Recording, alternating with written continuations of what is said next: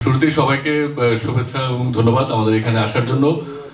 আমরা এখানে সবাই একসাথে এসেছি বনলতা এক্সপ্রেস আগামী ঈদে যেন সকাল সকাল দুপুরবেলা থেকে আমরা যাত্রা শুরু করতে পারি, সেই লক্ষ্যেই সবাই এখানে এসেছি। এবং আপনারা দেখছেন যে আমাদের মাঝে আমাদের দেশের প্রথিত যশা প্রখ্যাত সব অভিনয় শিল্পীরা এখানে একত্রিত হয়েছেন। তাদের প্রতি আমার অসম্ভব অসম্ভব কৃতজ্ঞতা।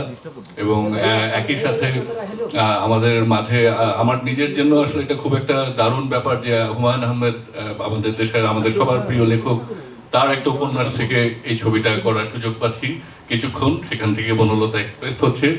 এবং একই সাথে আমার আরেকটা ভীষণ সৌভাগ্যের ব্যাপার, একটা তো সৌভাগ্য হুমায়ুন আহমেদের সিনেমা থেকে উপন্যাস থেকে সিনেমা করতে পারছি, আরেকটা সৌভাগ্যও আছে এখানে এখানে এই যে আপনি দেখছেন এদের এদের ওনাদের সবার সাথে অভিনয় করা, একসাথে কাজ করা।